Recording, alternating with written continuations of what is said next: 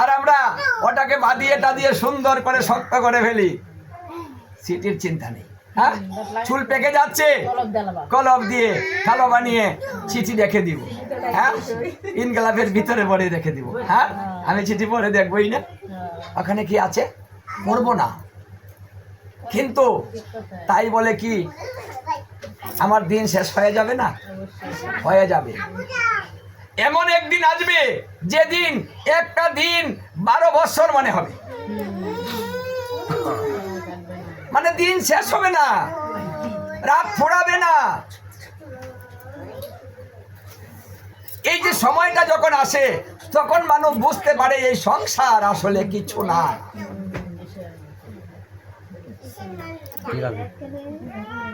এই সময়ের পূর্বে যদি আমরা নিজের কর্মটা করে দিতে না পারি, পরে হায় হায় করতে হবে, হবে না। কারণ সুসময়ে বন্ধু বটে অনেকেই হয়, অসময়ে হায় হায় কেউ কারণ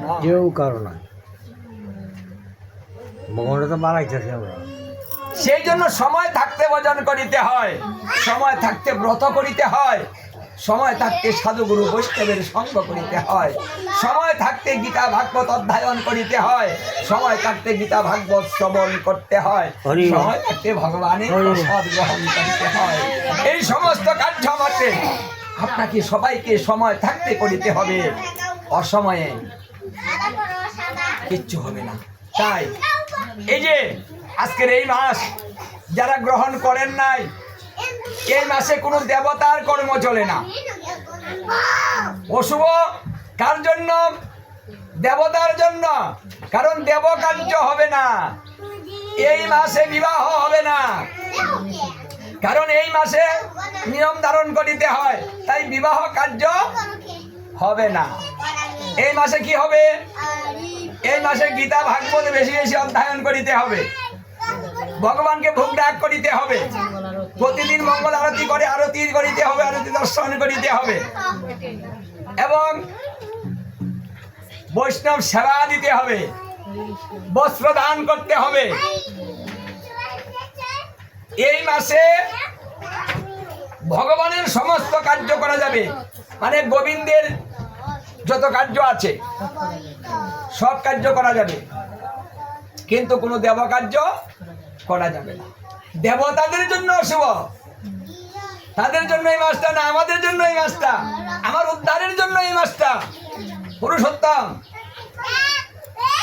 স্বয়ং ভগবান জীবকে উদ্ধার করার জন্য এমন একটা মাস বের করে দিলেন যে এক মাসে শত শত বৎসরের যদি পাপ থাকে, সমস্ত পাপ থেকে মুক্তি পেয়ে সে আমার ধাম গমন করিতে পারিবে। আমি সেই সুযোগ জীবকে দিয়ে দিলাম। তাই যারা এখানে আজকে এসেছেন, মাসটা করেন নাই, তারা এখনো যে কদিন আছে করতে পারবেন।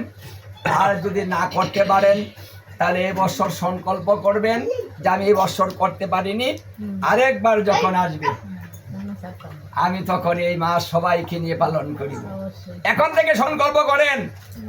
এই সংকল্পের দ্বারাতে কি হবে? যদি ওই 3 বছর অন্তর আবার যে এই অধিক মাস বা এই পুরুষোত্তম মাস আসবে, সেই মাসের পূর্বে যদি কেউ পৃথিবী থেকে চলে যায়, তাহলে ওই যে সংকল্প করেছে, সংকল্পের দ্বারাতে সমস্ত পাপ বিনষ্ট হয়ে যায়।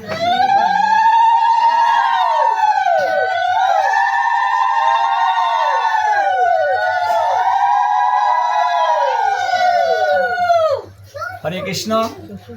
অধিক কথা নয়, অধিক সময় লাগে না।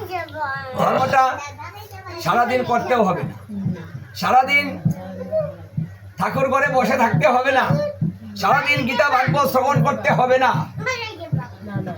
একটু সময় দেন ঠাকুরকে, বেশি সময় না। একটা কথা যদি কেউ নেয় তাহলে সমস্ত বিপদ থেকে মুক্ত হয়ে বৈকুণ্ঠবাসী হতে পারে একটা কথা থেকে। তাহলে এত কথার প্রয়োজন কি?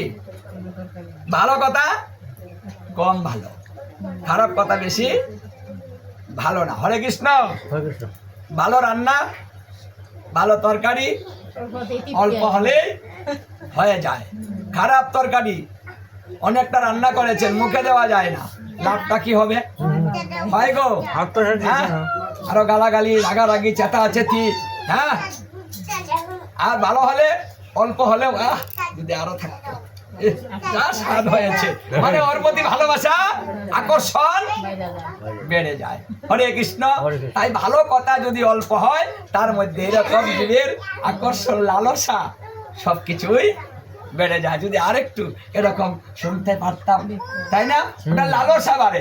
এই লালসাটা কিন্তু আমাদের দরকার। লালসা কমে গেলে ধর্ম হবে না।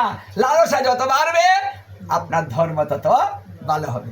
কারণ লালসা, পিপাসা, এগুলো আমাদের দরকার। পেট ভরে গিয়েছে, এখন যদি ভালো কিছু দেওয়া হয় ভালো লাগে না, একটু দেই, সোনা দিলেও না, আমার 1 লক্ষ টাকা দিলেও আমি কি, মানে ভালো জিনিসটাও নিচ্ছে না। হরে কৃষ্ণ। তাই ক্ষুধা থাকা ভালো, বড়াটা ভালো না। গৌর হরি বল। তাই সবাই ভালো থাকবেন, সুস্থ থাকবেন। আর প্রতি বৎসর গৃহে একজন বৈষ্ণবের দ্বারাতে শুদ্ধাচারী দিয়ে একটু গীতা ভাগবত, একটু প্রসাদের ব্যবস্থাটা করবেন। এটাই হলো এই কলিজীবের সর্বশ্রেষ্ঠ ধর্ম, সহজ ধর্ম। হ্যাঁ, এই সহজ ধর্মটাই যেন আমরা সবাই করতে পারি। আমাদের জন্যই তো সহজ করে দিয়েছে। পারি না, কঠিনটা যেতে পারি না, করতে পারি না, অভাব আমাদের, মন নেই, মন লাগবো, এই জন্য কিছু যেহেতু নেই, ধর্মটা করবো কি দিয়ে? তাই সহজ করে দিলেন, এই কর্মটা তো করতে পারো। মন করলে আমরা এই ভালো কাজে অংশগ্রহণ করে থাকি, সবাই মিলে মিশে থাকি। এখানে বিশ্রাম দিয়ে দিচ্ছি। হরে কৃষ্ণ। রাধে, জয় জয় গীতা ভাগবত।